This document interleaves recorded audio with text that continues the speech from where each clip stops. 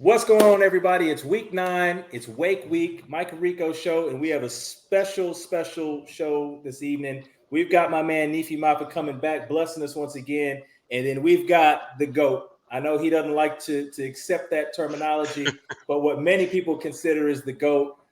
Tremendous man, tremendous friend, tremendous coach, tremendous ambassador of the University of Florida State. None other than Heisman winning Charlie Ward. Charlie, welcome to the show. It's an honor. NEEFY, it's an honor to have you back. Welcome, gentlemen. How you guys doing? All right, how you doing? I'm doing Thanks for well. having me. Appreciate you guys having me. I've been watching your shows the last couple of weeks. I'm sure you've been doing them for a couple of weeks, but I enjoy the breakdowns and all those things. So I appreciate you guys having me. Yep, and we've got Money Mike, the main man, the man with the master plan. This show is going to be pretty special because NEEFY did a tremendous job breaking down just the schematics and the actual nuts and bolts of what's going on defensive line. And we're going to go to him again. This week, we'll actually be able to go see what Jordan Travis is doing. He's in the midst of a Heisman campaign. The gentleman at the top right of the screen knows all about that, led us to a national championship en route to winning a Heisman in 1993, one of the most glorious seasons in Florida State football history. And it's going to be a treat to kind of break down and see kind of what is actually going on there. So I look forward to this. So, gentlemen, we're sitting there, got great record, undefeated, looking like 1 win away from getting into North Carolina for the ACC championship, getting back on standard. Just before we get going, I guess we can start with you, NEEFY, and work our way around. What are your thoughts so far on the season? What did you see that you liked on Saturday? I seen a great start. I seen different play calling. I seen us not being stagnant, and we coming out hot. What I didn't like is the second half. We need to establish the run and be able to dominate teams in the second half, no matter if they know what we're doing or not. Like, we have to be able to do that in order to compete at a high level. But other than that, I like what I see. What about you, Charlie? What'd you see that you liked and didn't like? Uh, I like the way they came out. They competed. It was early in the morning, and they dictated the tone of the game early, whether it was offense or defense, special teams. I think they put it all together. Of course, the defense, second half, gave up 6 points. The joke with Coach Fuller the other day that they were slacking in the second half because they gave up 6 points. Yeah. Because they're normally, not giving up any points. But, they had a lapse there, I think, in the third quarter where they allowed the team to hang around, and offensively, I don't think we did much in that third quarter. So, I think when it's all said and done, you're going to have those, especially when you're up 30 to 31 to 34 to 7 at halftime. Most times you're going to have a few lapses here and there. But, when it's all said and done, they competed at a high level, set the tone early, and then kind of cruised into, the end of the game. Yeah. Mike, did you see anything different? Yeah, I mean, I think both the guys have pointed out some really, key things. I'll talk about my big takeaway, first, but I'll say, kind of piggyback off what NEEFY and Charlie said. I mean, the start they got was something they haven't done consistently. So them getting off to a good start, coming out really hot was really important. And then two, my biggest takeaway was I saw a different mentality of how they finished the half. Like there was a killer mentality of even when you watch it, they got the 31s, but they weren't happy with that. They called timeouts just to get another three. I mean, it was a mentality I hadn't seen them finish a half with this year, and that was something that really jumped out to me, that they had a chance to put their foot on their throat, and they went out there and put the game away, so to speak. Even though you still got to play the second half, that's something we haven't seen them finish and do most of the year. Yeah, I agree. I agree with all three of you guys, and I like the fact that there was no excuse attitude. We're out there. We don't have Johnny Wilson. We don't have Destin Hill. We also don't have Hakeem Williams. All three of which have been playing prominent roles in the offense, particularly Johnny. And there was no excuse. Guys just stepped up. We had a touchdown taken off the board from I believe it was it Portier or Williamson? I think it was Portier that had Portier. Portier. Oh, it was Portier. Yeah. I mean, and the guys were stepping up. I know they took that touchdown off the board, but guys stepping up, making plays. And again, I think the finish to the first half, when you have a ball game that's, within 1-2 scores, and then they really turned up the heat. And I love to see that because the game was put away going into the second half. And that was nice to see. But with no further ado, let's go cut this game in here. We'll do a share screen and let's bring it in here. All right. And here we are. So here's our kickoff. Let me make sure we're not too loud on the volume. Yeah, you're good. All right. So we get the ball to start. And just to give you a version of the game.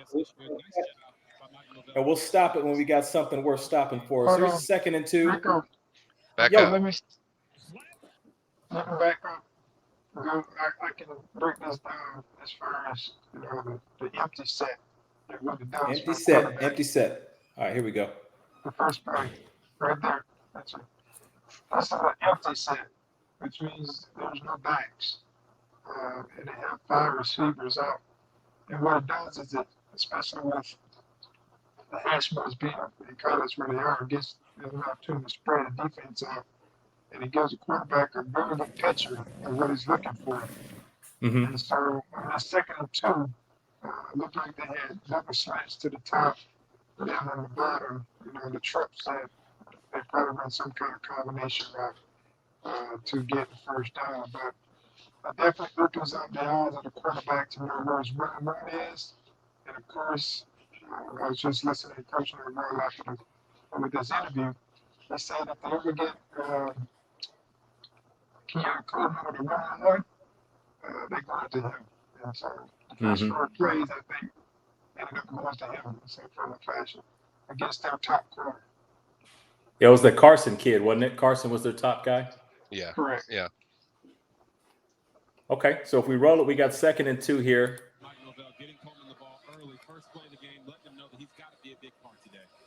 Yep, double slant, boom, hits him again.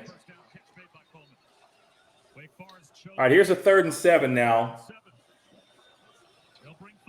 I want you to see how he sets these defensive. If you can go back just a hair, watch how he sets these defensive linemen up. So get them. Watch him stop and go backwards in the same direction. That gets him chasing until he can give himself an opportunity to get around him. It's just from a quarterback standpoint. And I took him towards the sideline. He backs up to get him to come forward, and then he uses his quickness to get around him. Right here, you'll see him back up and go back in a straight line. Keep it going. There it is. There's the move you're talking about. Yes. Yep. That's pretty the worst thing. That's the worst thing for a defensive lineman to do. They don't want to come forward. But it's just smart QB play. Yeah, that's Charlie. How much of that type of footwork are you working on in practice? Because that's not your normal 5-7 step up in the pocket, side step. I mean, that's kind of elite level footwork. At least it looks to me. A lot of it is just instinctual. I mean, you do work on some of that footwork, but some guys just have it. He's one of them. Yeah, it was a heck of a play on 3rd and 7. We need it. So we get the first here. Now we're on Wake's side of the field. 1st and 10, going up top. Beautiful ball. That's that slot fade that we love to hit out of empty set. Great ball. Wake concentration there. There's another young kid stepping up. Now here we're just trying to run a mesh. That was a miscommunication. The back was supposed to take the ball, and he didn't have his hands up. Who was that, Keziah? Yeah. And here's Jordan just being Jordan. Yeah, this is what he All does. right, Charlie, we gotta stop it and see what you're seeing here. All right, so it's 3rd and 11, Coach. It's 3rd and 11. Important drive, right? I mean, it's the first drive of the game. We want to come out here, swing and put points on the board. What are we seeing here from the alignment assignment as far as at the snap? What we're seeing is, I think the snap was either early because Jordan wasn't ready for the snap, Right. and as you can tell, the left tackle, Blessed Harris, wasn't ready to block because this guy came scot free. And actually, it worked. It was a blessing in disguise because it may look like it may have been a quarterback draw, Right. just from the jump, with the way the linemen are blocking, the two middle in the center. So it looked like a quarterback draw from the jump. But anytime you get a defensive end, and if you may know this, but anytime you get a defensive end coming at a guy who can move full speed, he's in trouble. And Right. so one quick move gets him where he wants to go, and then he was able to, get in the end zone. Boom.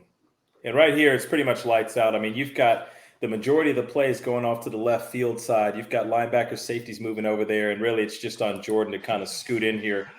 One man to beat. I love the effort right there on the block by the receiver. That's great stuff right there. Who was that? Was that Keziah? Who was that No, blocking? that was Williamson.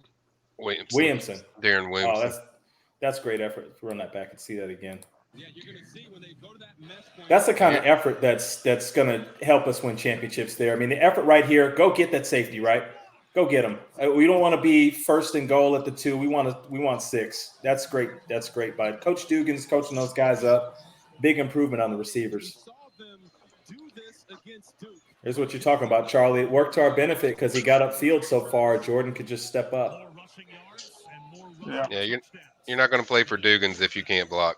So, that's a big. Charlie knows that with when he played. Like a big part of FSU's offense is the receivers blocking, and so you see a lot of that during the game. We've seen that a lot of that with Keon, and that was just another instance. Like that's just a natural thing you have to have. You want to play at Florida State. NEEFY, big fella, what we got here? 2nd and 1. What are we seeing? It looks like they got off and we're not ready. So they got the jump, and that slow mesh is a hard reader where it makes the defensive lineman have to think. And if they're running, you have to pause and look, and you stop your feet when you pause and look. So that's how they got us on this. NEEFY, on that mesh, NEEFY, like Norvell said yesterday, you really want to attack it instead of laying back. What's your kind of, I guess, when you look at it, what do you look at of how you attack the mesh? I've always loved when we had calls. I think defensive ends should go to the quarterback every time. Right. So let linebackers dig in with that stuff. Don't slow defensive ends down, and let them get to the quarterback, and linebacker anticipate that B gap cut. Right. I think that's the best plan for it. But someone needs it. You need to switch it up, and someone needs to be attacking at all time. If you're reading it, they're beating you. Yep. Yeah, it feels like, guys, it feels like we need to be quicker into these gaps. And I know part of that mesh is to try to hold these backers and hold safeties in particular. But if I'm the back here, it's like, man, I got a gap either side here.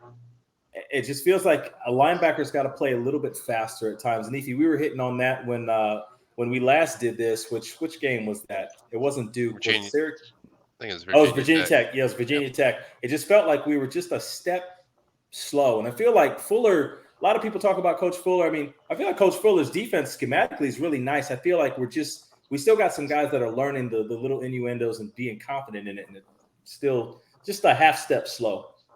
So this is 2nd and 1. They get this one. One of the things I did admire about what they did on defense was they closed the pocket.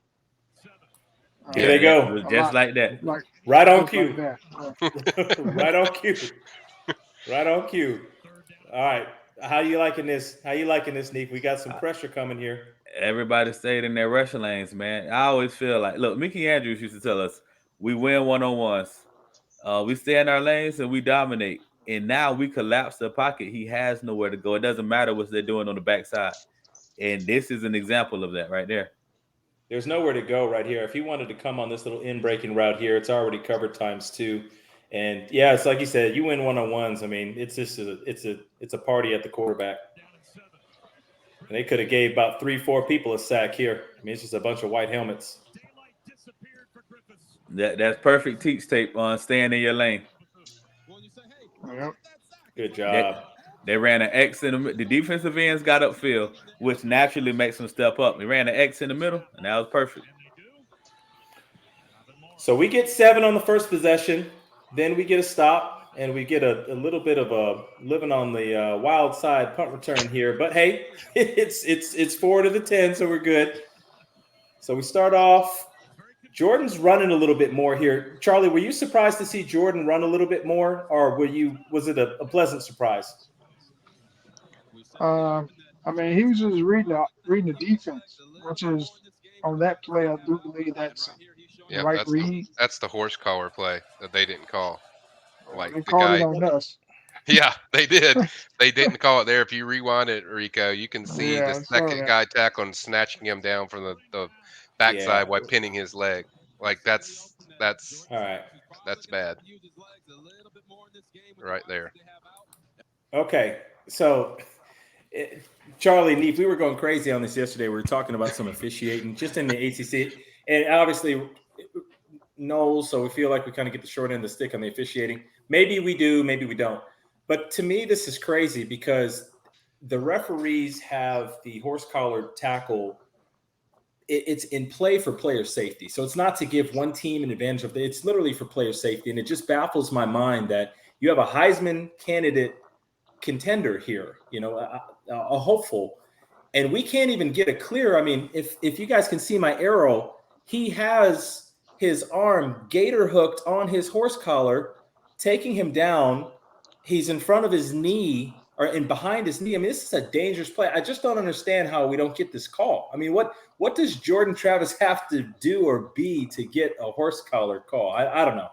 Probably beating a dead horse, but Well, daggone, that's tough to watch. he at least smartly leaned forward when the guy was pulling. So I mean, that's the easiest way to go to the ground. So it would have been worse if he kept fighting it and tried to get extra yards. So Jordan at least, I mean, Jordan's really mad too. And you see after the play, as the play rolls out, you'll see he gets really upset. Well, I mean, I'm look, glad. I'm just glad he didn't get hurt, Right. and we're just gonna have to chalk this one up as they just missed it. Which that's blatant. Yeah. But Yeah. we It's bad. this is terrible. we But got called twice for it. Looking at this angle, I mean, it looks like he has his jersey. It doesn't look like he has his pads. Yeah, this is pretty bad. Well, what's the rule? Is it can you grab the top back of the jersey or can you grab the pads? Is it okay if you grab the jersey? Yeah, you can grab the jersey, but you can't grab the pads. And can you grab the top collar of the jersey? I'm asking. Yeah. You can? Okay. Mm-hmm. All I know, this is a horse collar that they missed. Yeah. So I mean, you can't grab the top of his pad down there, and then even if it drops down the jersey, they call it. I mean, I saw it called like just about everywhere except for FSU when FSU did it. Well, there's a third down. We go to Ja'Kai Douglas. Ja'Kai Douglas getting back in the mix there. He takes a big lick, but hey, he held on to the ball, so we did not convert there. So now we're kicking back. It's Wake's second possession. Good job holding him up there. Great job rallying up. Tatum Bethune out here on special teams giving great effort. That's great to see. Cottrell's been playing really well too. All right, here we go. 3rd and 9. 3rd and 9, Neef. What we got here? Looks like we got 5 down linemen. Nah, you got the linebacker standing Well, up to make linebacker sure out the here, center. man. Okay.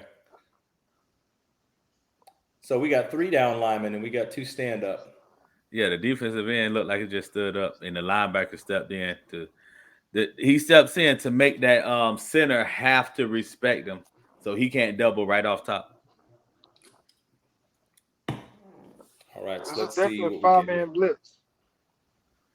5-man blitz is one-on-one. Boom, all 5 coming. With a free safety free. All right, so how many they've got? So they've got 6 on the line here, tight end on the left side, and then they've got a back. So we're going 5 on 7 here. See if we can get home. No, but we force a throw a little quicker than he wanted to. That's good inside leverage. So we force him to punt again. This will be our second possession. Got Keon back there, fair catch. That was, man. It's exciting with him back there. You never know what you're gonna get. All right, that's a good play to break down with Charlie right there, Rico. He can tell you what the set they're in. This is the same play that they've been running. Once you get there, Yeah. This is the same play they've been running, but what I would like to see better is for him to come more down the line. I think it's Kentron. Instead of going up the field. On these man-to-man, they run a double slant to the wide side of the field. It should be more of an in cut than a slant up the field on this, in my opinion. And even though Jordan missed him, he probably should have hit him. But even though he missed him, I believe he should be running an in cut as opposed to a slant up the field. Okay. So he should just be pretty much taking 3 or 4 steps and getting right on that down distance marker and coming right down the line lateral. Correct. Okay, let's see what he does. He went way wide. Yeah, way wide. Way wide. Gosh, we're 5 yards dang near past the sticks here. The ball's a little bit behind him.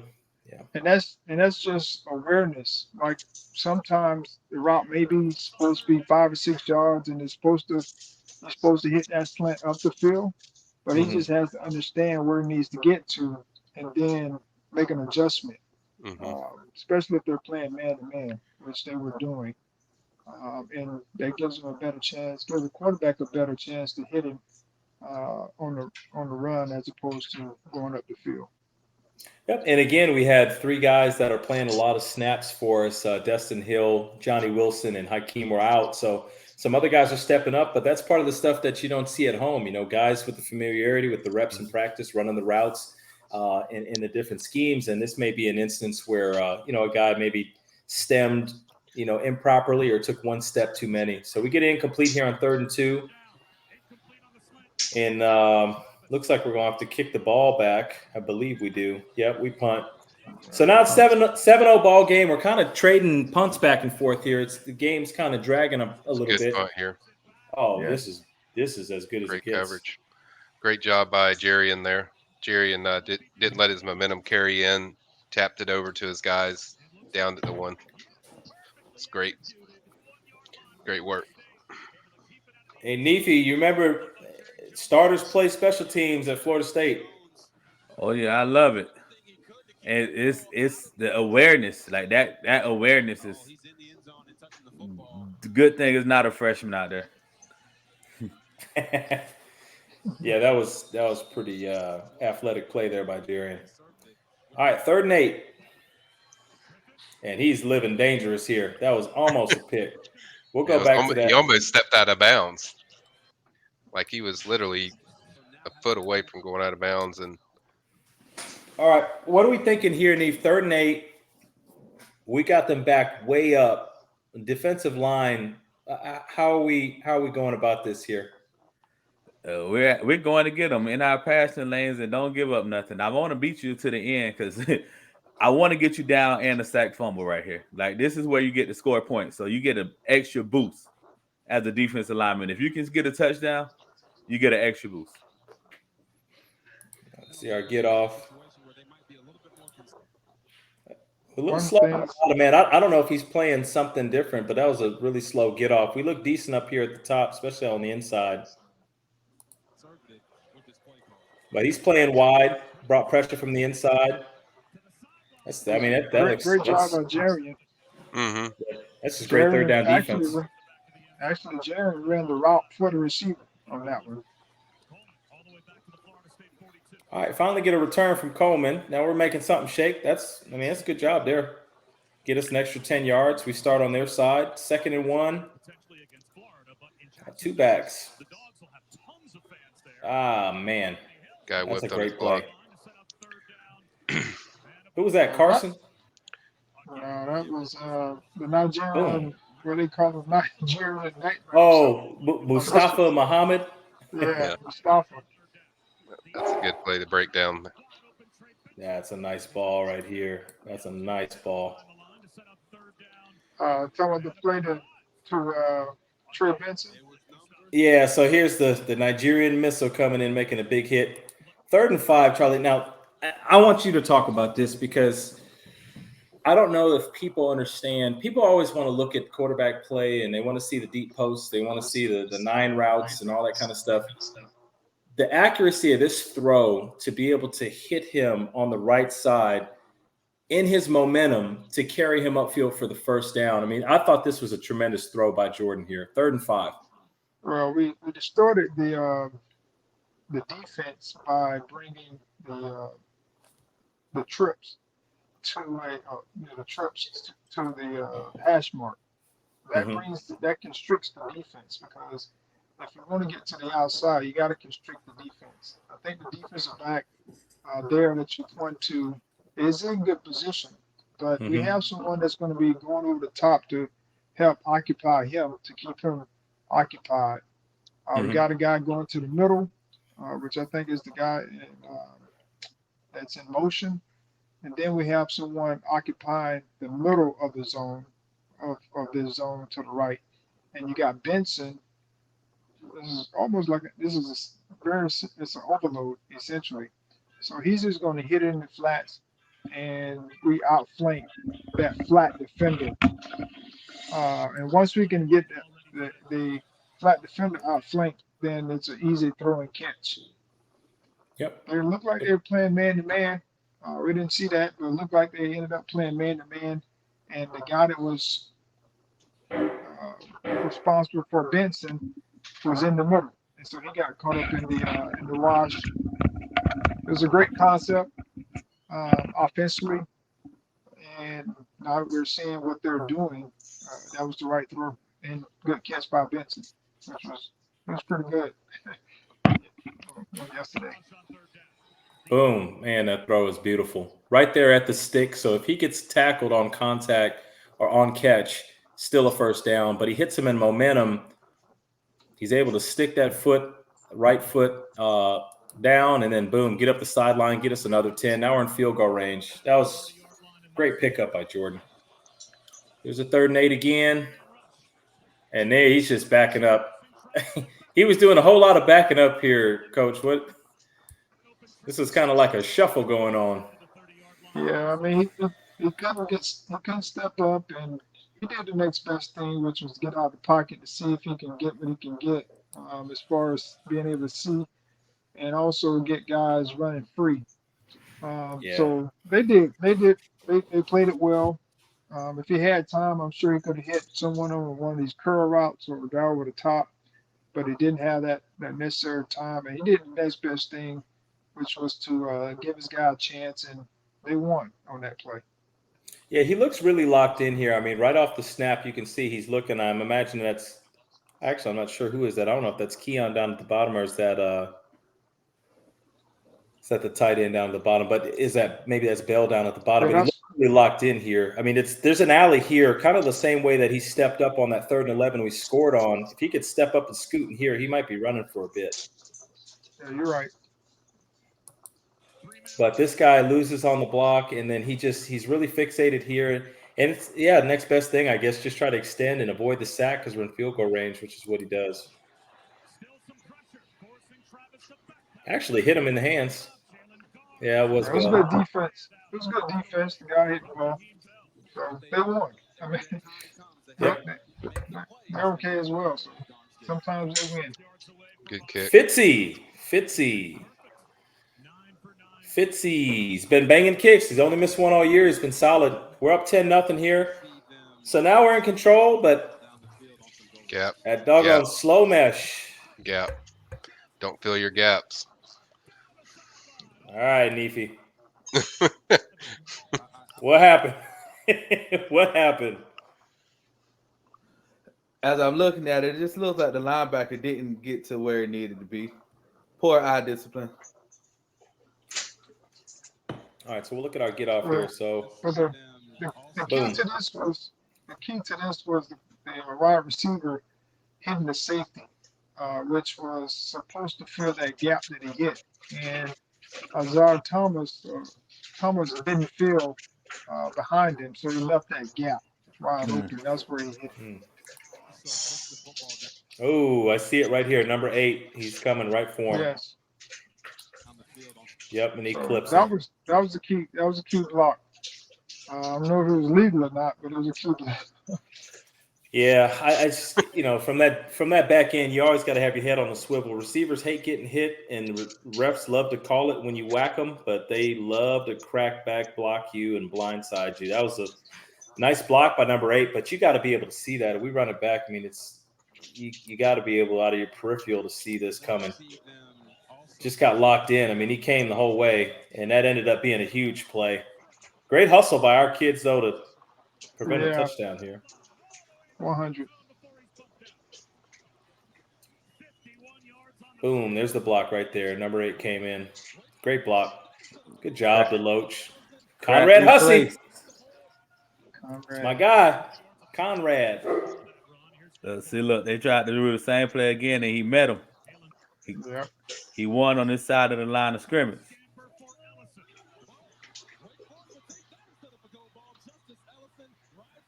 Trying to make DBs feel. I mean, it's smart. All right, so here we go. 1st and 10, NEEFY. Now, what were you saying? It looks like same play, just running it to the left this time. Well, yeah, now they just flip the field. You see how he shot the hole? He shot it. So now he can't crack up. He had made contact in the back of the in the backfield. So now that's always a good thing. He didn't give up contain because he has him out leverage right now. Look at Fabo, 2 yards in the backfield. You love to see that. Oh yeah. There you go, guys. Feeling that's a nice play. That's great run defense there. They really flashed. I mean, we'll get to it here on their first score, which was tough goal line tackle play, but they bowed up. They've been bowing up all year on goal line, which, NEEFY, I know you love to see that because that's something Mickey demanded. Almost give up a score here. Who's that, Conrad? Yep. Safety bit. So now here we are on the goal line. Watch your man Fisk. Watch how he drives that offensive lineman and makes it power. A wall.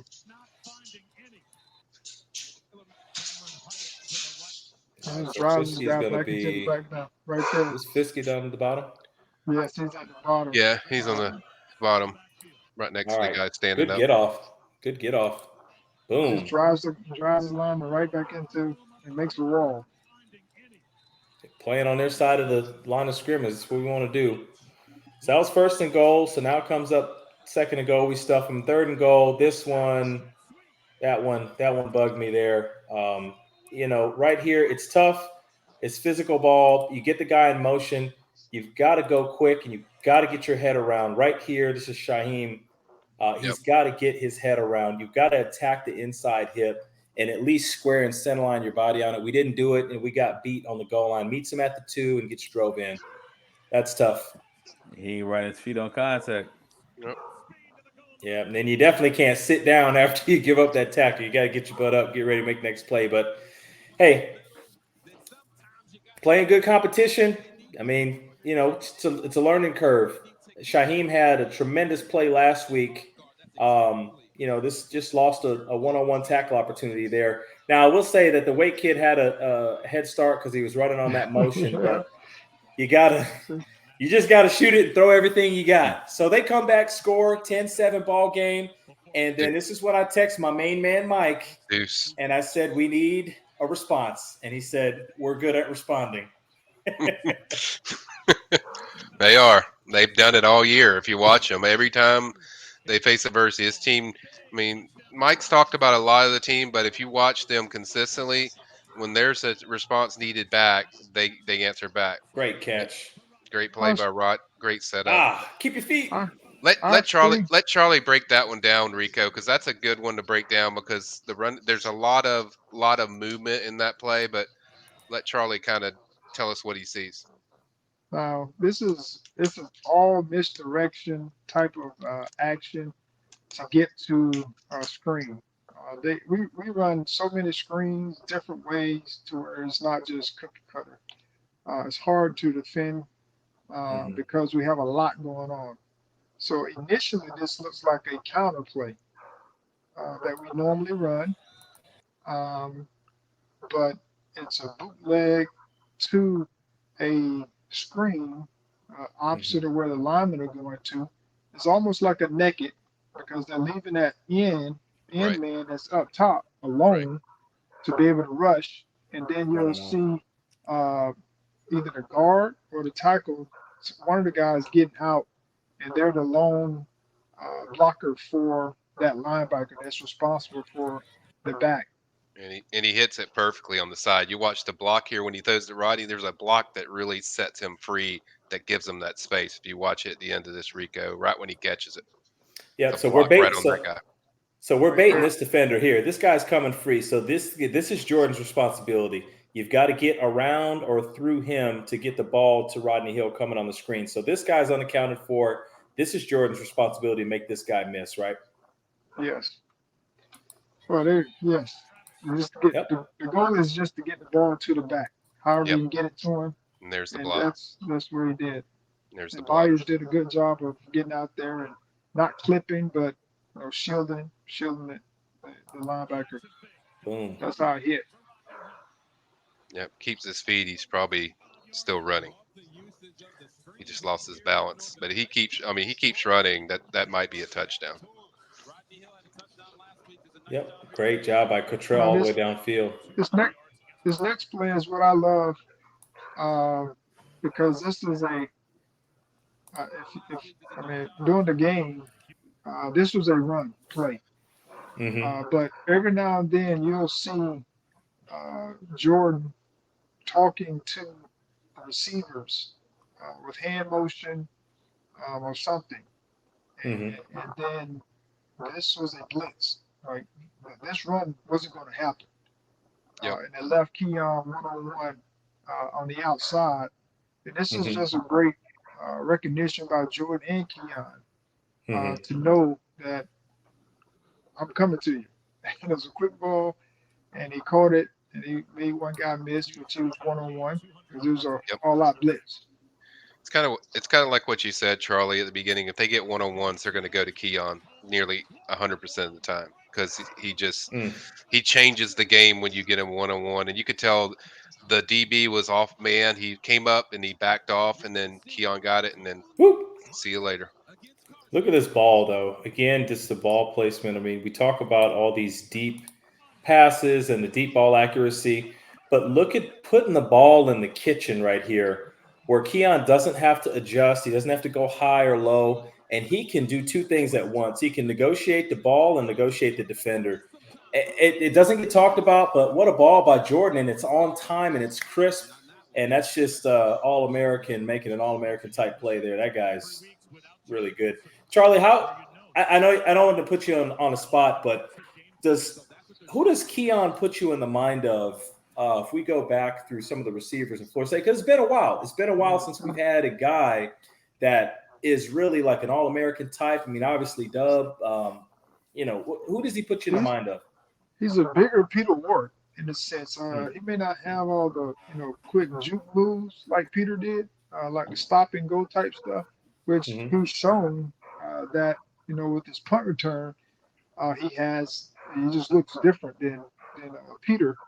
But the execution of the things that he does with the tough catches, making guys miss, very similar to Peter Ward in a lot of ways. He's just a bigger version of him. Especially on his routes. His routes are very similar to what Peter did. Like Peter was really good at routes, so he does the same thing. You see it all the time. But he's a special player.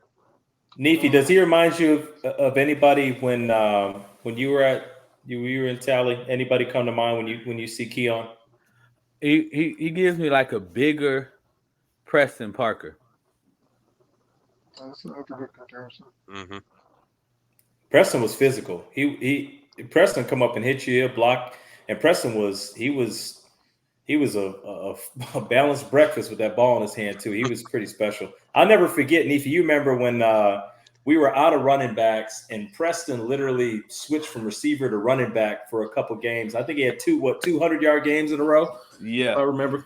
That was crazy. That was sophomore year. Preston probably his best year.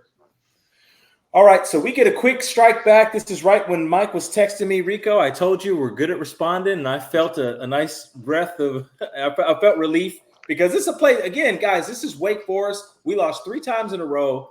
For whatever reason, all 25 people that come to this stadium just created the atmosphere that we can't play in. So this was a big touchdown to go back up 2 scores. So here we go, Neefy, 2nd and 15. We love 2nd and 15s as a defense. I know you do as a down lineman. What are we thinking here, 2nd and 15? Is the playbook truncated? Does it change your mindset as a D lineman? Yeah, you got to get ready for the screen. It's a big screen down. So we still got to rush the passer, but look for something funky coming out. You also on this one. Oh, baby. Crash. If Look you at run it Pat back Pete. and if you run it back and pause it just when he hands the ball off, this to me is what our defense has been really good at for the most part. Is they're very sound, and what I mean by that is they have guys covered, they have gaps covered, and you see what's 11. Patrick Pat Payton. Payton. You see Peyton. Down at the bottom. His responsibility on this play is the running back. And then you got a corner blitz. His responsibility is anything that comes out outside the quarterback. Outside the running back, which is the quarterback. And then you have all the gaps. You got a guy who's spilling it. You got a guy that's coming over the top. Then you got another guy that's going to replace to get over the top once it bounces. And so that is what you're looking for when you start talking about sound defense. Seeing if everybody's doing their responsibility. And on this play, they did. Oh, that's a Neefy. Is that a plus in the film room? Let me see. Yeah, number 11. Yeah, you definitely get a plus. You definitely get a plus. You're mad at yourself because you're like, man, I should have made him fumble. Yeah, I was gonna say, get the ball out. That's the only thing he didn't do. 3rd and 18. What we got? Collapsing. Get to him again. Finish. Love it. Neefy, what are we seeing? Good fill by Omar. Once you get upfield, remember they got upfield a couple times in the last game we watched. So he feels himself about. He's actually pretty deep now, but he feels himself. He's working back under to close that gap. So now when he does that, the quarterback has to find somewhere else, and we have a whole player sitting waiting on him. Omar was right there in position. Good for Omar because Omar is still a young player, and he read the play really well. He stayed at home, and then he just filled the gap. Mike, tell us a little bit about Omar just real quick.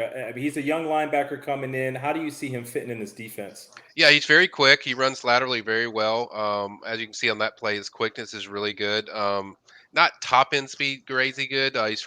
He's over there in Fort Lauderdale. They got him from South Florida, so he's definitely played against the best. And I think last year, I think it was kind of bright lights and kind of figure out where he's supposed to be. I think this year he feels much more kind of to what Charlie's point was, sound defense. He feels more sound in what his responsibilities are. So you watch him on this play, just the way he finishes, and he's flashed some. So boom, maybe this gets him going for the rest of the year. But he's a guy they trust. I mean, they certainly put him in some really tense situations, and if he doesn't fill, that guy's running forever. There we go. Renardo. Finish the play, though. Stay inside him. All right, so we're 17-7. This is what we talked about. Stepping on your opponent's throat and just taking the hope and the energy out of the 25 people that are in the crowd. And this is an opportunity to do it. 8 minutes to go, 2nd and 35. This is where we got called for some crazy stuff here. Yeah. We got called for a pass interference. They don't have it here, but it was very upsetting because the guy was grabbing Keon for like 15 yards up the field. And then Keon did give him a little push, but it was a lot of hand fighting. And we actually converted. And that was after Williamson that had the long touchdown? No, it was Portier. Portier. Yeah, he caught the long touchdown. Great catch. Probably felt bad for Kentron because that was probably his greatest catch he's had in FSU uniforms. A great play, topped the guy and did everything right. Roddick just grabbed the guy. It was a little bit too grabby on the outside. And then here we go. So, okay, Shaheem's got to find the ball.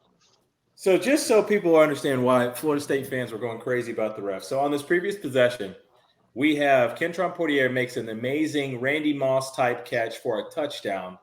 They take it off the board for just a very controversial hold on, I believe it was the right tackle on a play where Jordan was going to escape anyway. It had no bearing on the play. So they take that off the board. Then we come back the next play and we pick up the first down. It was like second and a million. It was like second in Georgia Street. And the DB rides Keon all the way up the field. Keon gives him a little mini push, and he goes flying off the screen. And then Keon gets first down. They call OPI. So now it's like second in Tennessee Street, and we don't get it. And then we punt. And then their first play on offense, we come back and they're throwing a flag here. It's like that's 3 plays in a row. We get a sack here. Let's run that back and see what we got. Great sack by Verse there. It's kind of the stuff that NEEFY pointed out last time. The get off was phenomenal. I guess I don't really know what else Shaheem's supposed to do. I mean, he's got he's got to turn. Turn his head. But it's like a defined line there. I mean, he's playing on the inside. He's trying to come up through his hands. I mean, peripheral turn, a full body turn, you get scored on. I just feel like that's real picky. He wasn't grabbing him. He was right there. You just see that play not called 100 times on a Saturday. And that's the 3rd call in a row that goes against us. It's like, golly, ACC refs, you really want this to be a ball game, don't you? Yeah, there was some bad ones, but I didn't really have a problem with that one too much because he didn't find the ball at all. I mean, he just ran through the receiver. So it's kind of hard. Those are going to be called, especially on the road. All right, so they get a first down there. I guess they ran a play, got 3 yards here. So, NEEFY, what are we seeing here? I think we know we get a sack, so spoiler alert. But what are we seeing here? Man, as a defensive lineman, I'm looking at that tackle and pass position, so I'm getting ready to rush.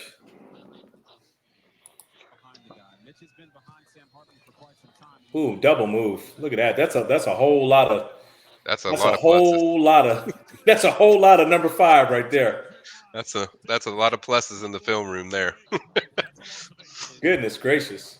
All right, here we go. They slow it down for us too. They know that this one was destroyed the tight end, which, as NEEFY knows, all defensive ends should be tight ends off blocks. Get off me. And then NEEFY, you like that? That get you hyped up? Why don't you put the pads on? See how you slap, buddy? Look at this. See, my mindset is jumping out the gap. So if you take that chance, go get it. Go get it. You jumped it, now make it happen. Defeat the hands. That's just efficient movement right there from what I'm seeing. That's just efficient defeating of the hands. So we get off the field. Here we go. Another screen. There it is. Screen. Play of the game right there. Look at this. And that's just special play right there. Charlie's run a lot of screens with Warwick and all these guys, and sometimes you just have a special guy, and it was blocked really well by the line, but sometimes you just have a special guy that just does special things, and that's what Trey does. We call that Texas. Texas. So, Charlie, are you seeing anything at the outset of this play? We got the motion coming through right here. We got Morlock coming from left to right. Is there anything that you're seeing alignment right now where you're like, okay, this might be a big one? Well, the motion tells the quarterback and tells everybody what coverage they're in. That's the reason why a lot of times you see motion. And so with the guy running with them, that just takes one more guy away from the side that you're looking to run the ball to. But watch Kentron. His job is to take away the backer who's responsible for the back. And then they get 3 linemen out, I do believe, on this one. Yeah. Which is what you want. And the numbers just add up, once it's all said and done. And okay, so once you get the ball to, Vincent, it's up to him to make the plays, which he did. And this is a quarterback delight. He throw the ball 1 yard, and he takes it 80 yards. And that's, just a great deal. Oh, this just sets up. This just looks beautiful right here. Right here, it was at this moment he knew he messed up. You can see his body language. He's trying to get back into the play, But we got 3 bigs out here. We got a block coming here in the middle of the field, and it looks like it's just 2-on-2 over here. Really 3-on-2 because we got a ball carrier. Mm-hmm. And here we go. Here we go. There's one. You ain't gonna arm Right. tackle him. Boom. And sometimes those big bodies just got to get out there and occupy, right? I mean, they don't have to go out there and just pancake somebody, but you get 300 pounds running your way. That'll make you think twice, make business decisions. The running back always make them right. Yeah, the Trey actually made the finish on the run a little harder. He could have kept going diagonally right in the end zone, but he wanted to make it fun, I guess. God, this was set up so nice. Because you watch him, the momentum is going. He's already by everyone once they try to arm tackle him. So he's like gone. Like, I think he was worried about that guy coming up the seam. I don't know who that was, but he was moving pretty good. He wasn't moving as fast That as him. guy wasn't going to catch him. No. So him going all the way to the other sideline, which would have been a lot easier. Yeah. He was picking on your boy, Coach. He was picking on the missile. Yeah. He just wanted to make him run in circles. They all count the same, but he could have made it easy just to keep the momentum going where he was going. But right, so right here we get the score 24-7. So mind you, we went from 10-7, game's tight. I'm getting nervous. I'm texting Mike. I'm like, here we go again. We need a response. He's like, all right, we're good. We're going to respond. So we respond, we get 17-7. Okay. And then this play happens 24-7. So this is where it's kind of like, where's your mindset as a ball club? 3:43. It's not just let's get a stop. This is like, let's get a stop and let's put this game away before the second half even starts. And as we roll the tape, that's kind of what they did. This is where it was impressive. This is where it's like, this is a different Mike Norvell coach Florida State team that's got a different ceiling. That's what I got out of it. It was a shift. This is kind of the point where I thought, you're looking for the killer instinct. Zach. And quarterback did a terrible job there. He's trying to step up, but there's nothing there. Yeah, the quarterback, for sure, the quarterback, he didn't have anything to that side. Yeah. But the other side, he had the running back open. He didn't pull the trigger and make the throw. But defensive line did a good job of keeping the feet moving and keeping them in the pocket. Pressure. He's just throwing it quick there. See how Renardo turned around, found the ball. I mean, you have to turn your head. Yeah, but I will say though he could do that because that was a duck. I know. I'm just saying they're going to call it if you don't turn your head most of the time. If you just run through the receiver. But that was a different play, so I get it. Great play by Renardo. So now we get the ball back 250, and at this point I'm like, well, shoot, let's try to put another one down. So we come out here. Let's see what we got here. 3rd and 1, quick ball. There's my guy. He got crushed there, but that's okay. He remembered. He's gonna take a hit. He remembered. Oh yeah, he gets him back. Now we're about at midfield. We got 2-minute drill. Yeah. Look at that ball there. Oh, that was beautiful. Oh man. Beautiful ball. All right. All right, what are we seeing, Coach? Minute 42. We're driving the ball downfield. But this is the verticals. They look like they're running 4 verts again, and they're just choosing the best one-on-one matchup. And I think that was their coverage, just to cover one, because up top you see two DBs on 2 receivers and the free safeties in the middle. That is where he got to go. That is just the best matchup, and he's done a great job of finding these guys, and we were able to get what we wanted. I liked how he mirrored his head too, Charlie. It wasn't just like, I mean, he was pretty sure he was going to Jaheim, but he mirrored his head where he was looking straight, and then he went right back to him. Like I think that's important to note. 100 to keep the safety where he was. Right. Look at this. And that's just he's special. That's all you can say. Right here, it's like, all right, guys. So we're just gonna live with this now. I mean, we're down here, red zone, tight zone. We're inside the 15, doggone it, and you've got number 4. I like number 4 against whoever, but especially when you have no safety help. I mean, this is just, I don't know exactly what Clausen was thinking. I mean, he was very confident in number 3, the Carson kid. But Charlie, what are you thinking if you look down here at the bottom of the screen, you see 4 lined up against one guy inside? He's toast. Throw the ball. Throw the ball. And I mean, the finish here is just kind of comical.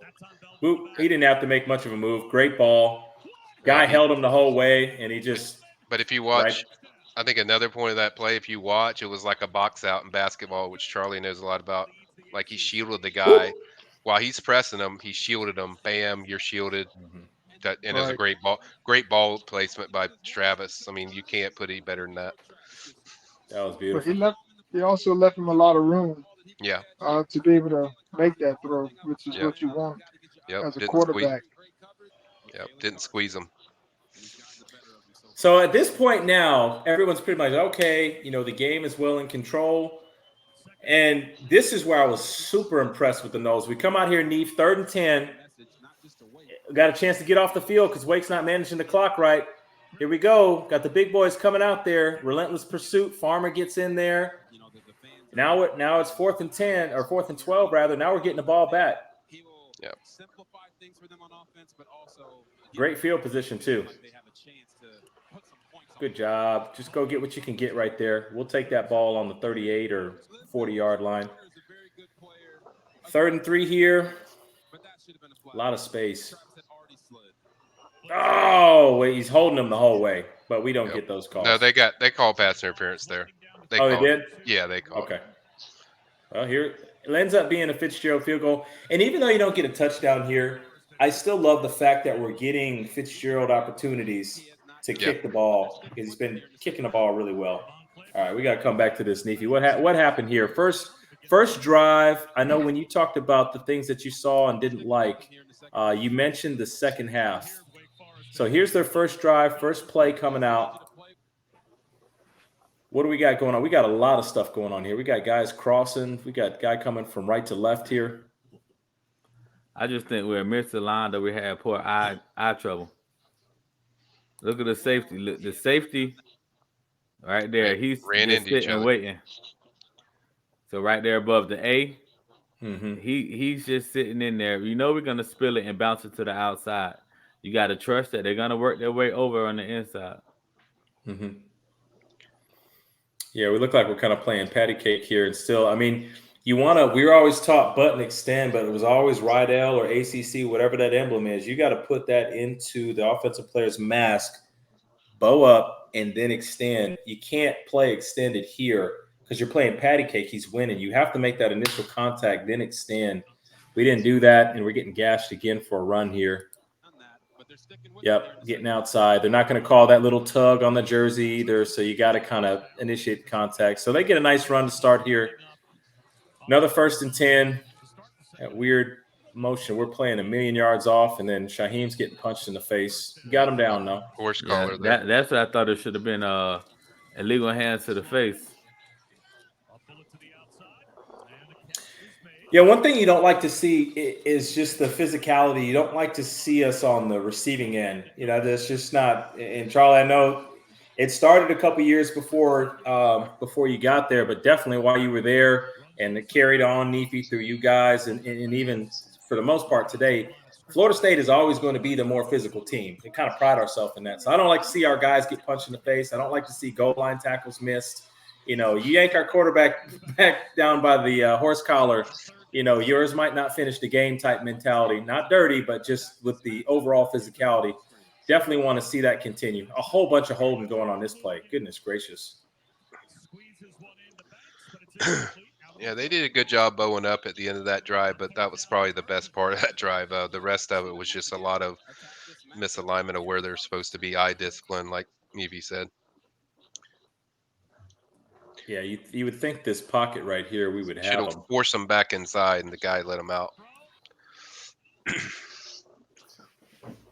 Yeah, we're getting arm barred up here. We got a hold on the inside here. This guy's got his man beat. He's getting yanked. We got another arm bar over here. I mean, I don't know. If I'm wrong, tell me. But goodness. As defensive lineman, you get held every play. Don't let them get your hands on you. Yeah. You can't get held. So we stop him. Here comes Matthew Dennis for a short field goal. Kind of surprised Wake went for this field goal here. But I just think they wanted some kind of momentum going into the rest of the next drive. that thing looked like that was shot out of a pistol. Well, let's not run that again because that didn't work. Charlie, why didn't this play work? All jokes aside, what happened here on this play? We're running some type of jet motion with Bell. Yeah, it's the jet sweep that we run, on occasions, and it just didn't fool the guy that normally gets fooled, which is the guy that made the tackle. He's a very good football player. I mean, Came from the inside slot. If he misses the tackle, look at everybody else. We're in good position, but they won on that play. That happens. Yep. Yeah, good job hanging on to the ball. I mean, sometimes I guess you just got to take a lick. And Shaheem took one there. Oh, they're gonna make us watch this again, huh? There you go, 30. That's your highlight for the day. Great play. 3rd and 13. Just a miss on a corner route. Yeah, he's open. It's a little bit of a sluggish start. Just one of the few bad punts that Alex had. Alex usually averages like 50 yards, and that was a bad punt. He didn't kid it. Yeah, that's one you can get burned on a return there. I don't understand this flag. Michael, can you explain? Because he slammed his head down. That's why they called it. Don't ask me why. That's football. But I don't get it. It's terrible. To the role that Wake Forest has played in integrating Division I sports in the South, as Justice Ellison. I mean, the whistle is still going on as they're tackling him. This wasn't after the whistle. The whistle was still going on as they're tackling him. That's. You know what's so pathetic about that, Rico, is they had the same kind of play later, and you could see Fisk kind of lay the guy on the ground, like not really push through the tackle. That's what they were forcing FSU to do in this game. It was just bad. It's just a bad call. I mean, you just call it what it is. Nice ball. Oh, keep your feet. Dadgummit. Yeah, and that's Jakai's first big catch really all year. Charlie can attest to that. That's like he's kind of just getting into rhythm. So that was his first big play I think he's had this year. Yep, great 4th down stop. We get a great 4th down stop. Hold on. Rico, you just can't. I mean, the catch was great, but man, you gotta check out that 9. Oh, I said great. I said great ball. I was employing on the gods to give the strength to carry through and get to the end zone because I thought the ball was perfect. Charlie, what makes that throw so tough, Charlie? I don't know. He may look easy, but I don't think the throw was tough. It was just the way he did it. It was backing up. Okay. And it was an arm flip. It shows, the arm strength, but it was on time. Oh, and the guy in his face. In the chest. And it was just one of the drills where this was, dare I say, Mahomes-ish right here. Look at his release point. Zing! Oh, keep your feet. Come on, Jakai. Yeah, one guy to meet. The worm burners got you. He's had a few of those too. If you watch this year, I mean, he does that a lot. That's not like the pass he had the key on. For that. Yep, they did. You got a penalty for what? Yeah. Oh, yes. Late hit. Late hit. Hey, Noles got a call. I thought maybe we owed somebody money. I love the ball again out there in the flat. I mean, he put it there, and then look at the effort by Trey. I think he got a first down. Yeah, that's just Trey, man. That's just. Can't see too many guys that do what he does from a strength standpoint. Maybe Greg Jones. That's Coach Storms there. That's Coach Storms. That's just power. 3rd and 8. Three-man rush. Yeah, Oh, put it on him. Keon will tell you he probably should have caught that. It was low, but he put it where he could get it, and he just hooked that one. Hey, if you're gonna hook them, be up by 30. So you don't want to hook any of them. I'm not going to be negative because yes, Brian Turner. Yep, there's another penalty for tackling too hard. Oh my gosh. I've been really impressed with him, Neefy. Tell about Byron Turner this year. Let's watch that again. He's really starting to come along. This Byron Turner kid, he's from Louisiana, St. Augustine. What do you think of him when you watch Byron Turner? If you've seen him a few times this year. 54 top screen. Yeah. Let me watch it. Yeah. Now, he came on the inside. He did a whole lot of moving. Yeah, they did like a gap exchange. I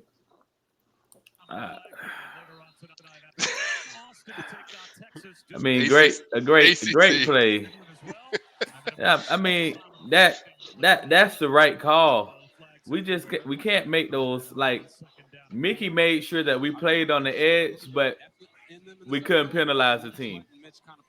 That level of discipline, which is, I mean, looking at it, unrealistic to expect from them, is what we're having. On that play, Neefy, do you want to just when you grab them, bring them straight to the ground instead of slinging them? Is that what can you do on that play besides what he did? I just hit wrap drive, try to punch the ball out. Don't worry about slinging them. We don't care about getting them down. We want the ball. Oh, Pat, I don't like this. I don't like this, Neef. This is good. This will be a loaf. I want you to watch Peyton let up here. This is not relentless pursuit here. Tell me if I'm wrong. So he escapes the pocket. We got too far upfield. Let's see. Did we get too far upfield again? But the way Michigan has looked, regardless of who they're playing, has been the most dominant. I don't like this jogging from Pat. Yeah, that's a loaf. That's a loaf. If he would have retraced, 1, 2, all right, get out of there. Right there. You see that pause right there? That pause right there caused a loaf, and he knew he already had it. Don't look. We tell him, don't turn and look. Turn and run, and look while you're running. So they end up getting a score here. Great run by 30. It's just a tough run right there. It's 34-17, getting ready to go into the fourth quarter. So we kind of took the air out of the ball. Offensively, we didn't score any points in the third quarter. It wasn't a great quarter. It wasn't a great quarter. They went for 2 and didn't get it, so yeah. There you go, Fisky. There he is, Charlie. See? There's your guy. Yeah, he just laid him on the ground. Just like laid him on the ground. You can't even tackle these guys hard because you got to worry about the officials throwing a flag. That's the way they tackle them in the NFL now. Yeah. What a great penetration. He literally laid him on the ground. Yeah. Oh my gosh. Put some flags on him or something. I don't know. Quick pass. Get out there. Jaheim. Boom. That's been our best plays on 3rd and short. Yeah. Instead of us, we've learned that we can't run the ball up the middle on 4th and 1 or 3rd and 1. So we made this adjustment of throwing quick passes to the outside. Yeah, it's what I talk about, Rico, the response. You gave up a few scores. Here they come. They come right back and answer. You got to get down. Yep.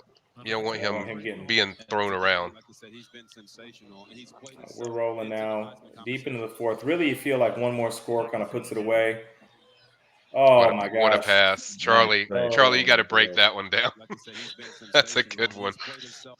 Oh, man. I mean, this is actually, it was Tripp's combination on Tripp's combination on the go routes, and the number 3 guy, actually number 2 is going over the top on that to the opposite to the opposite hash. Mhm. Jordan did a great job of just dropping it in the bucket. Beat your That's guy. Beat your number 9 guy. The that's missile. The missile. He's looking more like a expended shell. that was just a great ball. And Oh, great, look at this craziness. Yeah, this is the I one think where this ended up being a sack. his knee his was on the knee was ground. down. I didn't like that necessary play call there, just personally, because I mean they're running the ball well. I think they were trying to catch him in something, and it just didn't. It wasn't there. Wake just made a great play. 30 made another good play. Yep. They made the right call there. That was knee down sack. Jordan trying to make something happen. 3rd and goal from the 20, and wow, Trey, what a play! Great blocks, really good blocks. Charlie can walk you through those. I mean, you can see the seals in there, really good Boom, seals. boom. Gosh, everybody's just hitting. I know Alex Atkins has got to love that play in the film. run it. Go back. Yeah, and To they go love. back.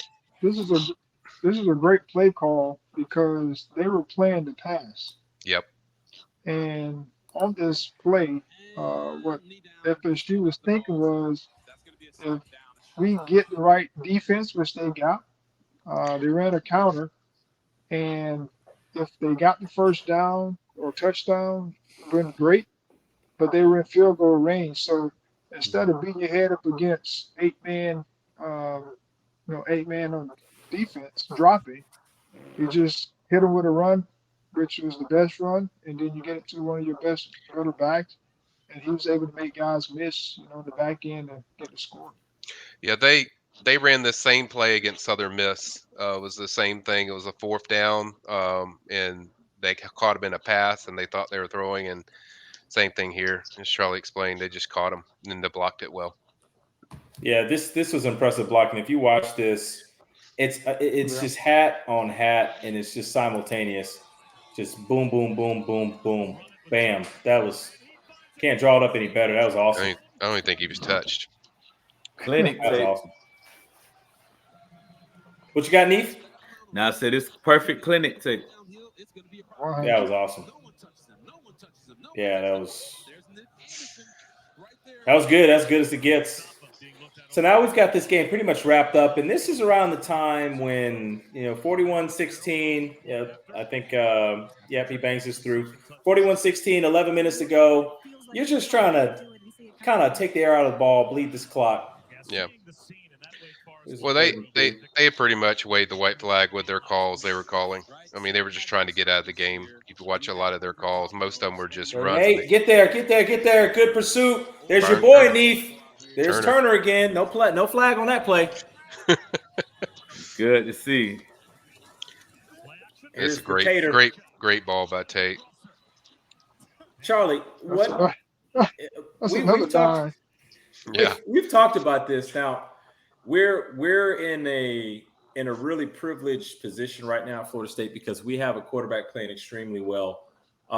If we talk about some of the younger guys, I know, Mike, I know how you feel about Brock Glenn. Charlie, I think we've talked briefly about Brock Glenn.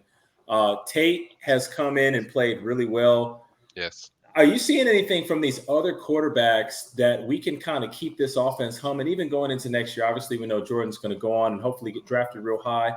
Are you excited about any quarterback currently on the roster as far as what they've shown you so far? Well, the one thing that a lot of people don't know about Tate is he is more athletic than people think. Yes. And he's accurate as well. So, when Jordan departs next year, we're in good hands because this guy here is not bad. I mean, Coach Norville is, after talking to him last year, he was confident in Tate being able to take over, especially when Jordan was injured with the ankle. Then we saw him against Louisville come in and play well. So yes, we did. Yep. He was excited about him last year.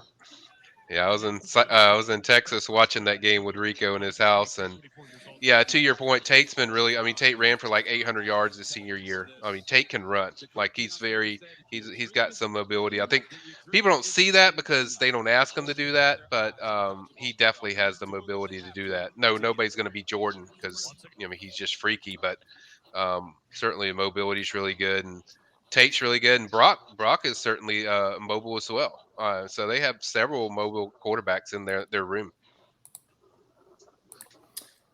Yeah, I think we've got some. We've talked about this a lot, so I'll bring up this screen here so we can kind of see what we've got as far as the total yards. This was a clinic, guys. 508 yards total to 210. Passing yards 382 to 82. Defenders did a great job on the back end. We only gave up 2.6 yards per carry. Neef, that's pretty good, right? What would be the goal? What would be Mickey's goal on yards per carry in the run game? Under 3. We're right there, 2.6, and conversely, we have 4.2 on our end. Really not too many crazy big plays in the run game. Trey had the big third down run there. But the thing that really kind of chaps me and leaves me a little sour is the 9 for 115, the penalties. It just felt like we kind of had to play, an extra set of opponents there that happened to be wearing zebra uniforms. No turnovers by either team on the game, so we played clean there. Yards per pass, we're right at 11, 23 of 36, no picks. Jordan, great day. I mean, I'm looking at 4 touchdowns accounted for total and 359. He's over 400 total when you add the rushing. Trey Benson has 155 total yards, 2 TDs. Just a really kind of enjoyable. I mean, if there was fantasy football that people played in college, it'd be pretty nice if you had Benson and Travis there. You'd probably be winning your week. Looking at this and just having broke down the game, and we could just kind of go down the line, and we'll start with you, Neef. What were you satisfied with this game, and what still kind of do you feel like we need to get better at? I think we constantly need to, like Coach Norvell say, climb. I mean, the little things, the hustle plays, alignment and assignment. We're doing a lot better, and we're very good when we play sound, when we know what we're doing. Mm-hmm. So we didn't have many busts, but we still had a couple busts. So we just want to eliminate those. I mean, all in all, we played a good game, but we're splitting hairs with the 3 or 4 plays that we gave up. But that's a part of football. That happens. The other team work too. So I just want to see us constantly strive to get better. Yeah, Mike, is anything popping out now that we've reviewed it? We're looking at kind of the total here. I've got the box score going up here so we can kind of see what we've got. Is anything that kind of in review now, we've had a day to stew on it, that you saw that you really liked, and there's anything that you want to see us continue to improve on specific? Just consistency, really. I mean, when you watch it, I mean, it's kind of NEEFY touched on it before we did this thing. What you do to start the second half. I always believe you want to start the first and the second half, strong. And first half they did that. Second half there was a lull there because they got a big lead. So for them, it's just kind of like the climb. We talk about this all the time, and Mike talks about it all the time. It's like you just want to keep growing consistently. And this was probably one of the more consistent they've been for the year. And I think you just want to continue to see that. I mean, that's what you're looking for. I don't think there's anything glaring. We can pinpoint and nitpick every little, eye discipline play or the guy doesn't do something, but it's really just consistency of, and both Charlie and NEEFY know this, it's just consistently doing your reps all the time, being where you're supposed to be, and I think they're getting closer, and that's exciting, but it's also exciting that they still can be so much better than what we're seeing. Yeah, I agree. I think, and Charlie, I'll let you cap it off here. Just, it's impressive to me to see that every week in the run game seems like somebody different. The last couple of weeks, we've seen Toa Philly really flash, especially out of backfield catch. And you see he's only got 1 carry for 9 yards here, and he registered 1 catch for 5.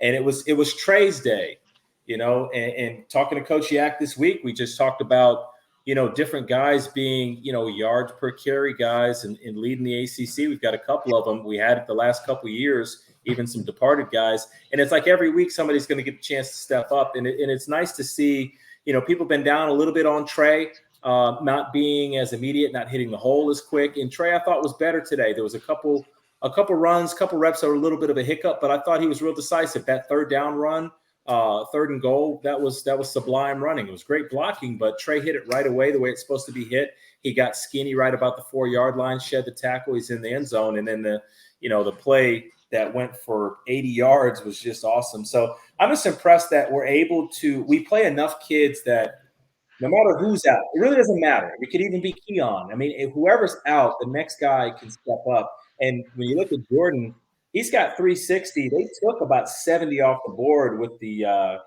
big pass to Portier. I mean, if you're looking at what it should be, he should have about 420, or 410, call it 420, and it should be 4 TDs. So, I mean, Jordan is getting better, and he's being smarter. I really like seeing that. Defensively, 6 total sacks. NEEFY, I know you got to love that. 10 tackles for loss.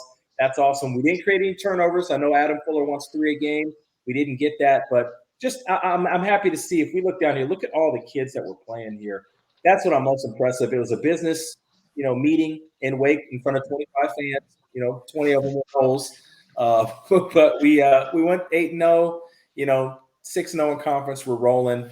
I'm pleased. Charlie, what do you see, and what do you think that we need to work on? What did you see that you liked? I mean, at this point, it's just fine tuning a few plays here and there.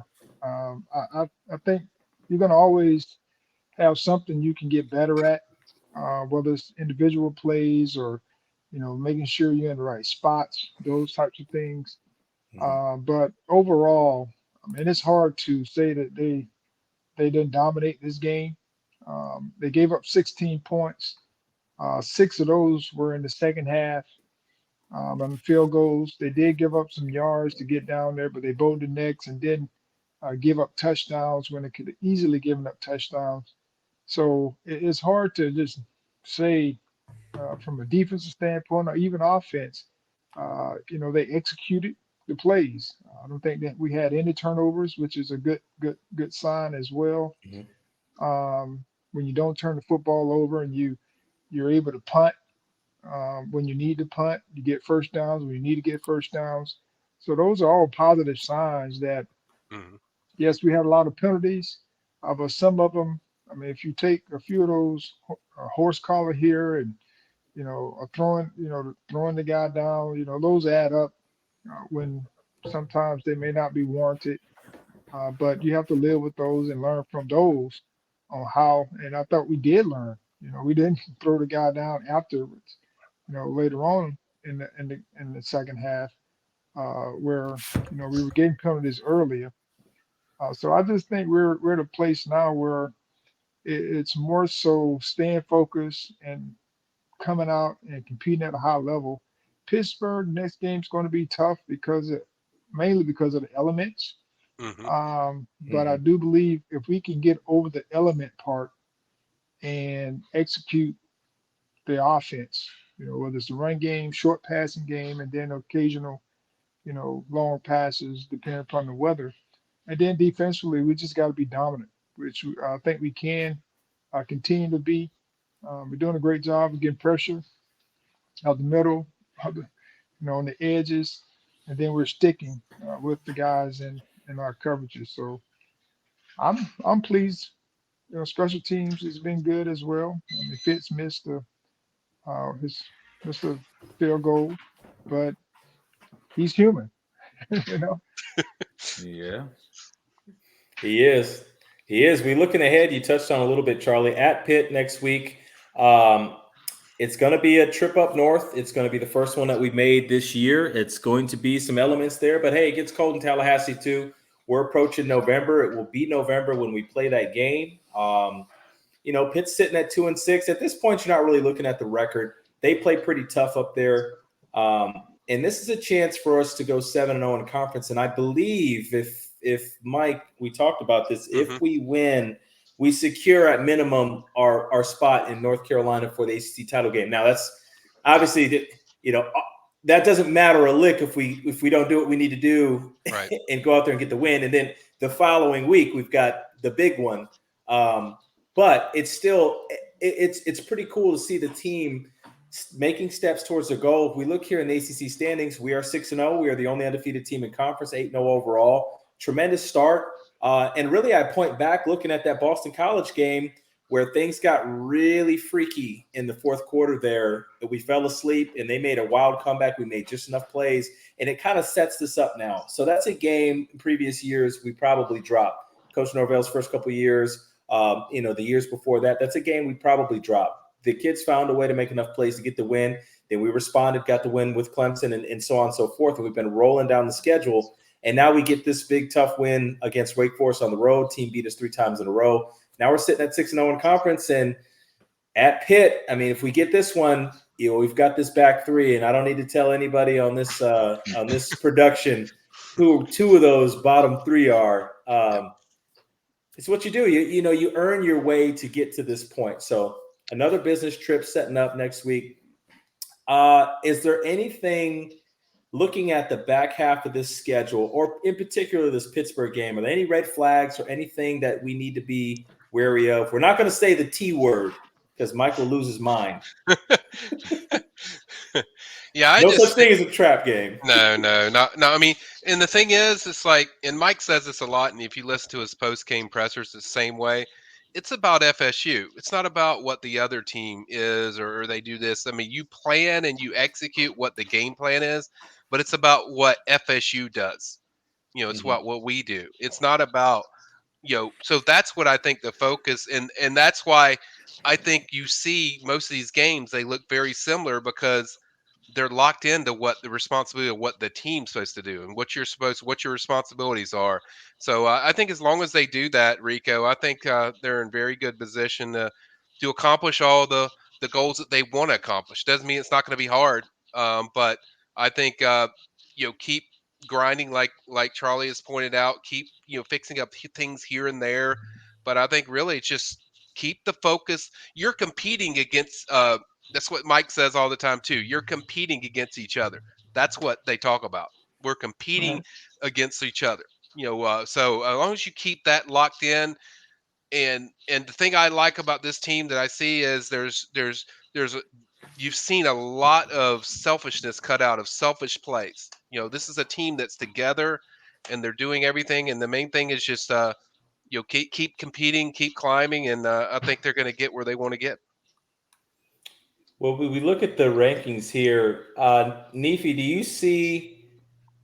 do you see anything possibly getting in the way of Florida State? I mean, we're looking here. Washington's at 8-0. They haven't looked very good. Behind us at number 5. I mean, I know we don't want to get too far ahead. Every week is a championship week, but how do you feel about the way the coaches in the AP see us right now?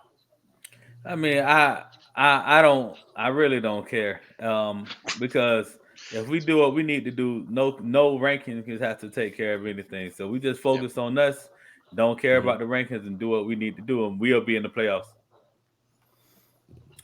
Yeah, I agree. Charlie, you agree? Mike, are you seeing anything? I mean, we've talked a lot about Washington here, and the only reason I bring that up is because I've seen, Pat McAfee, who I'm not a fan of, and he had to eat some crow because his Oklahoma Sooners got beat. But he one of the guys, one of the pundits, one of the celebrity talking college football analysts, they had a lot of teams ahead of Florida State. I mean, they were even floating like a 1-loss Oregon. And so I always kind of keep an eye on this. I know that this stuff kind of is subject to change. And Tuesday night, they're going to have the first playoff predictor show, which it's fun. But again, it's early. But I only bring it up because they have these wild scenarios where, would they leave out of Florida State if we're undefeated ACC championship for, say, a Michigan-Ohio State loser at the end of the year? You just kind of wonder, and they kind of set the tenor with the way that they have these rankings going. But I think seeing that we've got some first place votes here in the AP, the coaches aren't showing us any love, but that's because they're haters. They're mad because Bobby Bowden ran football for 15 years and embarrassed them. I get it. Charlie, it's your fault. It's partially your fault. But I think we're sitting good here. I personally love a matchup with Georgia if that were to happen, although Michigan, Ohio State will probably sort themselves out. And somebody from the Pac may sneak in, or maybe a Bama or a Texas. We'll see. But just got to keep winning, man. Just keep winning. Charlie, what do you think about – oh, sorry. Go ahead, Mike. I was just going to say, I think, and Charlie, I want Charlie to lead into this because they had to go through this. Like, they lost a game at Notre Dame. then everyone's talking about, hey, can you get back up to that spot? So if you're focused on those rankings as a player, it's going to affect you. You know, Charlie them had to go there, win at Florida with a big play, with work done and all that stuff. So you have to block all that stuff out. You have to focus on what you can control. And FSU can control winning every game. You know, outside of that, the rankings I think will take care of itself. Yeah, I That's very agree. true. Like, I think it's important that we continue to focus on each game Hmm. and working to dominate those games, uh, so that we can have a good showing. But more importantly, you keep improving. The Yep. goal is to improve, each and every game. And I Yep. think we've seen steady improvement from the team each and every game, the games that we played in. So I think just going out and competing, preparing, regardless of who you're playing, show your dominance. I mean, that's Yep. one thing that we did. I mean, we were playing for each other, but playing against ourselves. Hmm. We weren't really focused on the opponent in a sense outside of just what we needed to do, but how were we going to execute at a high level?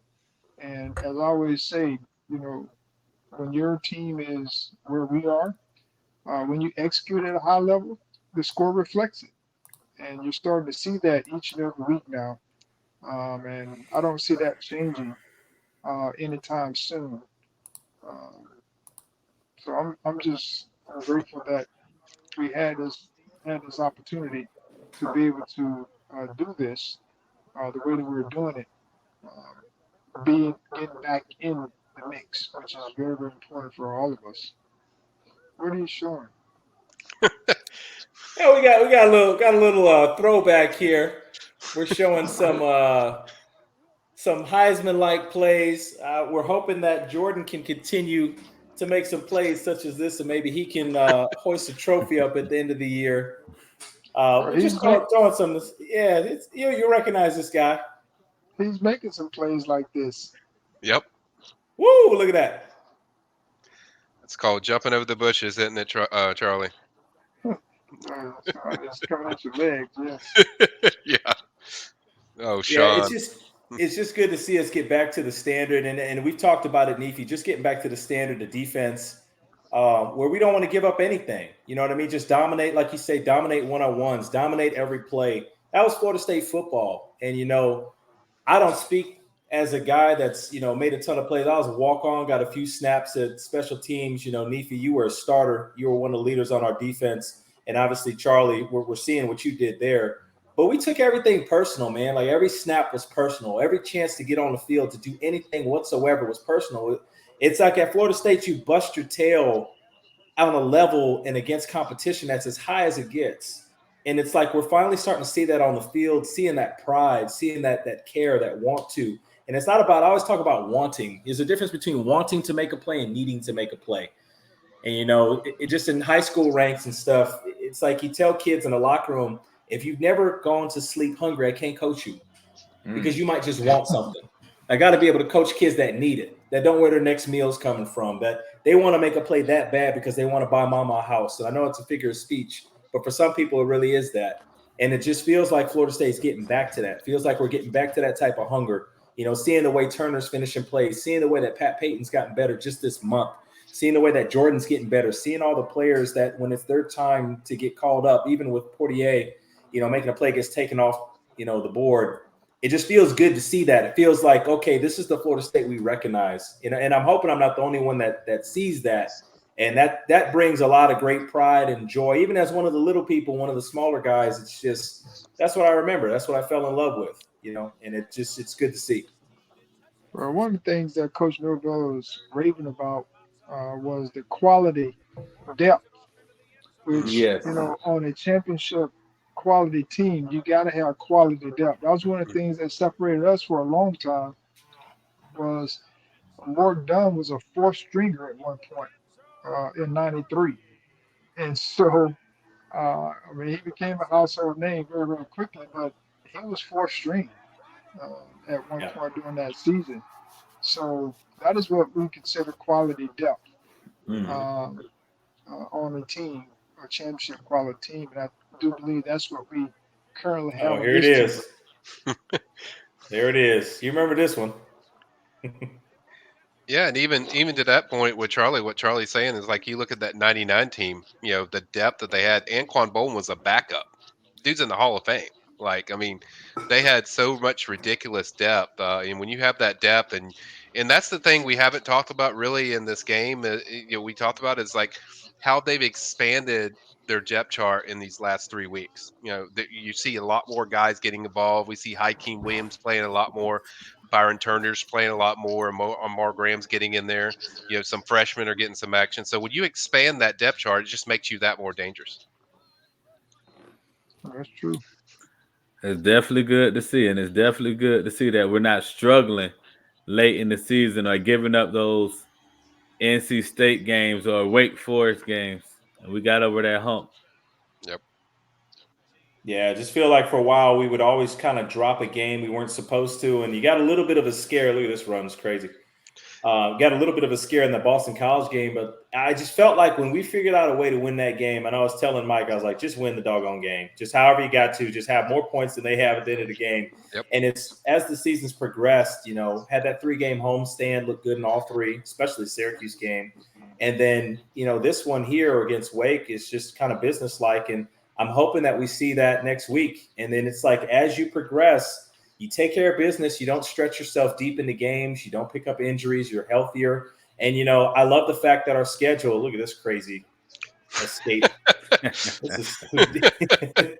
You earn the right to go into Miami, into Tally to face Miami and go into the swamp healthy. And I think we've done that, provided we get by next week. And that's what you want. You just want to have a shot. You want to be able to play your biggest games with all your weapons available and healthy and be playing meaningful football. And Florida State's back on the map, top 5 team. And it's pretty special to see. So got to be happy with it. I got to say, guys, this was a treat. NEEFY, thank you so much for coming back. Love to have you. Anytime we can have you, we absolutely want to have you. You give us great wisdom, explaining what's going on the defensive line in a way that only somebody who lined up and did it can. Yep. So really appreciate you, man. Anytime you want to come back. I know we talked about the Miami game. I'll let you know whenever we can get you on here, man, because it's a treat. Really appreciate you. I definitely appreciate coming, man. I definitely enjoy it makes me feel like I'm back in the film room watching the games, man. I have my notebook next time, and hey, star, plus, minus, this is what we got to do. give me NEEFY's grades. Mike, it's always a pleasure, man. My brother, I talk to you all the time. This is really a treat. We're going to be talking all week. Yeah. It's always great to break this stuff down. And for those of you who don't know, Mike is Mike's born and raised in Tallahassee. He's seen this. He's seen the rise. He's seen the fall. And I know it's got to be pretty special for you to see us get back to this level again, to actually matter. You know what I mean? Not just to matter outside of Keon County. Right. The production is great. I mean, you're excited about the production, but I mean, what excites me the most is just the mentality.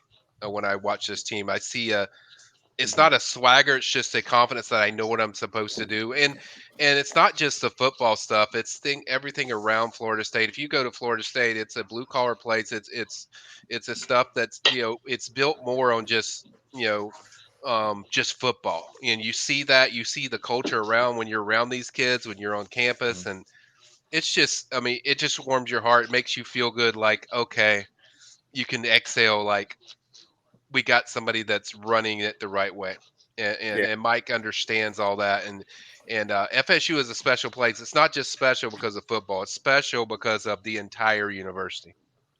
Yeah, I'll share something real quick, Charlie, before we get your final thoughts. Just so people understand the kind of guy that Mike Norvell is. So I work for the DOJ, and I have a guy who works with me. I recently went on a trip to Africa with. And he's a range instructor, actually instructed me. I became a range instructor. And so we have these range caps. And so, I wanted to, it didn't cost anything, wanted to give something to Coach Norvell And of course, it was cool to be able to give it to him. And then I told him, I was like, hey, my buddy Chad is a big Noles fan. And he said, well, you give me his contact because I want to reach out to him. And I swear it was Coach Norvell's birthday. And on Coach Norvell's birthday, he reaches out to Chad and he says hello to him and just introduces himself. And I get a phone call from Chad on Norvell's birthday, and he's freaking out. And he's like, holy crap, Coach Norvell just reached out to me. And it just made his day. And this is a guy, he's Army Rangers. He's forward deployed to Iraq, Afghanistan before, done a lot of stuff that he doesn't care to talk about. And he's just kind of one of the people that just grinds blue collar. And Coach Norvell took the time out to reach out to him. And I think that it's pretty special to have somebody running the show that's that kind of person. And that's what we've got running the program. And so it's not surprising to see the kids responding and growing and getting better, because the guy at the top is just one of those kind of guys. And I think it's kind of special. It's a lot of stuff. Coach Norvell will probably never tell that story. Chad will never tell it, but I'll tell it here. So anybody who watches this can kind of understand this is what Florida State is. When we wear our colors, that's why we're back to that. And it's the stuff that, Charlie, that you put down when you were there. Coach Bowden, bless his heart, that's what he put down. And it's the kind of character that we've always shown. And we're just all the way back there. So it's pretty cool. Coach, what do you got to cap us off here? I mean, y'all have recapped it. I appreciate you guys having me on, and hopefully I didn't talk too much. No, But you're awesome. It's always good to be able to, look at plays and share the thoughts of what I'm sitting here watching and coaching up all the time. I don't miss football, coaching football, but I enjoy it. And but I appreciate you guys having me on to be able to share. And like I said, I've enjoyed you guys watching you guys break the film down, and I've always wanted to do that. So I appreciate you guys giving an opportunity to join you and breaking down the film. And I'm glad that our team is winning again. And the expectation is like what we expected. Every Saturday we expected to win because of who we were playing. And so I feel like we're back at that point now. Coach Norvell, of course, has done a great job of providing a culture or a space for our guys to be able to thrive. Coaches are great. Stability plays a big part in winning, as we saw with Coach Bowden and his run. And having quality coaches plays a big part as well. So I think we're in that place right now, and we're enjoying the fruit of our labor. And I'm grateful that we get a chance to be able to witness it. As we've seen at one point where we were coming on here on these shows and we were talking about what they weren't doing and who was this and what they what was going through. And that's what life is about sometimes. You have to go through struggles until you can get it figured out. And we were blessed to be able to have a coach, choose a coach that has what you need to be successful. And he's done a great job. And administration, that plays a big part. During that time when we were struggling, our administration was all over the place as well. Yep. Instability. Now that we do have stability in the administration, you're starting to see the value of having that stability. That plays a big part in any organization, stability. The right stability, I should say. Absolutely. Well, it's been an honor and a privilege to have you on, Coach. You're the GOAT in my eyes. NEEFY, you're one of the best brothers that I remember playing with. You treated us all fair. You were a great leader. So it's a pleasure to have you on. Mike, you're a brother. It's always a pleasure to have you on. And guys, we're going to ask you to come back if you've got time. This was a treat. This was pretty special. This was awesome. We said we were going to go 45 minutes. We're sitting at an hour and 44. So That's this was a lot of fun. This was a lot of fun. But yeah, so we're going to sign off now. We're 6-0 in ACC play. We're right where we want to be. Next week is going to be at Pitt. Make sure you guys stay tuned. I think it's going to be a 2:30 start Central, 3:30 Eastern. Yeah, and we'll see if we can book our tickets to North Carolina to go win ACC title. It's the first of the goals, right? ACC title, state title, national. So We'll see if we can get it done. But that's going to be us signing off. The Mike and Rico Show. It's been a treat. Super special episode here. Two Nole legends, NEEFY MOFFETT, Mr. 59, coming off the edge of bad intentions, and the GOAT, Charlie Ward, Heisman winner, national champion. So it's been a treat, guys. We're going to sign off until next time. God bless and go Noles. Go Go Noles. Noles.